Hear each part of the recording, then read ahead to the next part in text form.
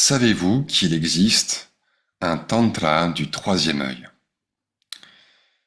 Ce tantra, ce livre sacré qui s'inscrit dans la tradition du tantra, aurait été composé vers l'an 800. Il s'appelle le Netra Tantra, c'est-à-dire le tantra de l'œil. Et cet œil, c'est le troisième œil.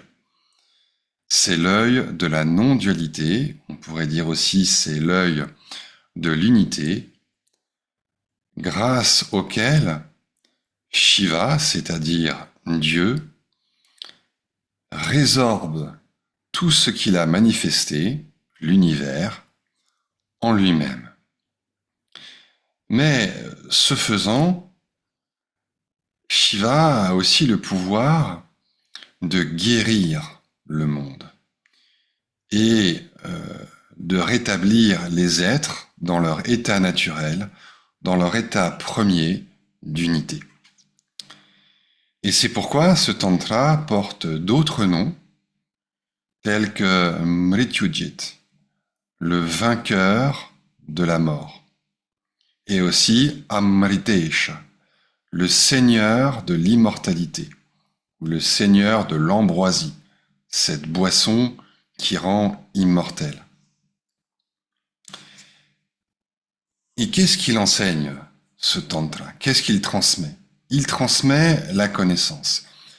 Mais la connaissance, au départ, dans son état primordial, c'est Shiva lui-même, c'est-à-dire la conscience indifférenciée, ce pur frémissement qui contient tous les mondes possibles et qui contient toutes les connaissances, mais dans un état indifférencié, un peu comme un bloc de marbre qui contiendrait tout un tas de sculptures possibles.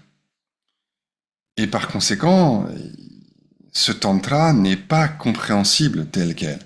Il doit être traduit en langage humain. Et c'est ce qui a été fait à travers une succession de maîtres et de disciples jusqu'à la forme du tantra que nous avons. Donc, premier point, il faut bien comprendre que le tantra, y compris le tantra du troisième œil, à la base, c'est une vibration indistincte, qui est extrêmement puissante, qui est en fait la puissance absolue, ultime, totale de tout, mais qui en tant que telle ne peut pas être comprise directement. Et donc elle va se traduire, elle va se fragmenter pour devenir compréhensible. Et qu'est-ce qui est à comprendre? Qu'est-ce qui va nous permettre d'être guéris? Eh bien, ce qui va nous sauver de la mort, la victoire sur la mort, c'est cette vibration elle-même. Et elle va se présenter comment? Sous la forme d'un yoga.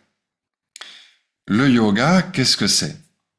Eh bien, dans sa forme traditionnelle, le yoga, c'est deux choses.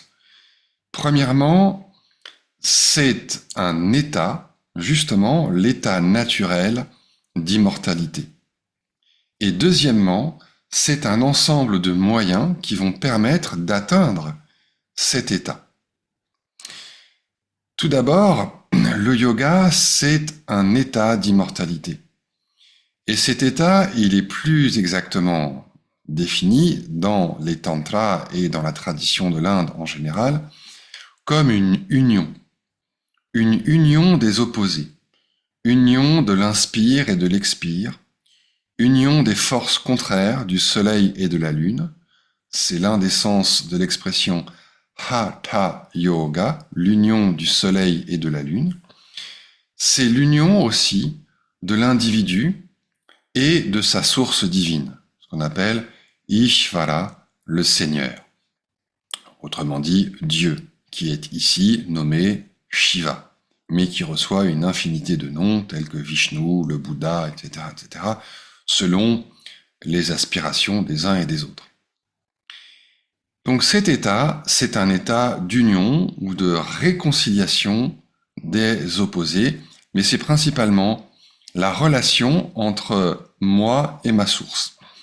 C'est réaliser que je ne suis pas mon propre créateur. j'ai un créateur, j'ai une créatrice, la déesse. Et le yoga, c'est cet état d'union, ou plutôt cette relation avec la source créatrice, avec ce qu'on appelle la Shakti, le pouvoir.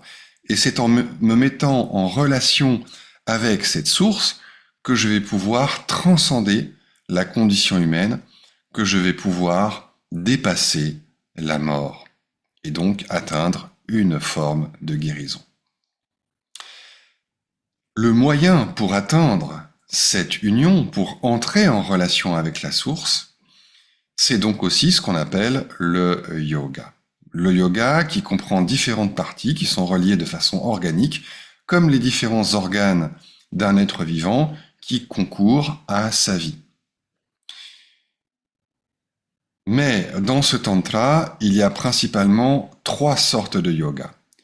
Le premier, c'est ce qu'on appelle le yoga grossier ou physique. C'est la mise en relation de l'individu avec sa source à travers des moyens physiques qui sont principalement liés à ce qu'on appelle l'action. Et donc, ça consiste en des pratiques symboliques avec des rituels qui mettent en œuvre des mantras, mais aussi des postures et des gestes, ce qu'on appelle des mudras, comme par exemple le geste des mains jointes. Et puis à côté de cela, au-delà, il y a un yoga subtil, Sukshma Yoga, qui met en œuvre la connaissance, c'est-à-dire une expérience subtile de ce qu'on appelle aussi le corps subtil. Concrètement, il s'agit de faire vibrer un mantra, c'est-à-dire de faire vibrer la forme sonore du divin, de la source, pour remonter jusqu'à elle. Il s'agit d'une ascension des énergies de leur niveau le plus grossier au niveau le plus subtil, en passant par tout un tas d'étapes qu'on appelle aussi des chakras, qu'on appelle des nœuds, qu'on appelle des lumières, des espaces, etc., etc. C'est un voyage de la conscience individuelle limitée à travers différentes étapes jusqu'à sa source infinie. C'est aussi ce qu'on appelle l'éveil de la Kundalini, c'est-à-dire le réveil de la conscience, le réveil de la vie. Et enfin, il existe proposé, révélé dans ce tantra du 3e œil, un 3e yoga qui est le yoga transcendant.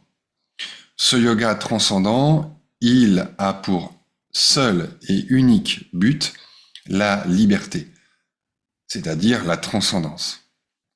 Et c'est pourquoi il est relié à l'état de Shiva, à l'état divin transcendant, à l'état de la source elle-même.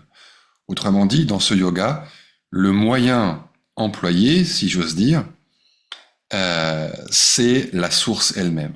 Pour revenir à la source, laisser la source me ramener à la source. Voilà ce 3e yoga, ce yoga ultime, transcendant, qui propose une forme de méditation, si on peut utiliser ce mot, une forme de méditation totalement dépourvue de forme. Il s'agit simplement de rester dans un état d'ouverture complète, dans l'instant présent, et de laisser la source agir. En un sens, c'est le yoga le plus facile, et pourtant, c'est le plus puissant. Ainsi, un yoga mène au suivant de manière harmonieuse, jusqu'à l'état d'immortalité, c'est-à-dire jusqu'à l'état de réalisation de soi, Atma Vimarsha, comme on dit dans la tradition du Tantra. Voilà, je voulais vous présenter très brièvement le contenu, l'enseignement de ce Tantra du 3e œil, parce que c'est un texte tout à fait extraordinaire, un enseignement unique en son genre, et je voulais commencer à vous le partager de cette manière. Je vous remercie pour votre attention et je vous donne rendez-vous très bientôt pour une autre découverte de ce tantra.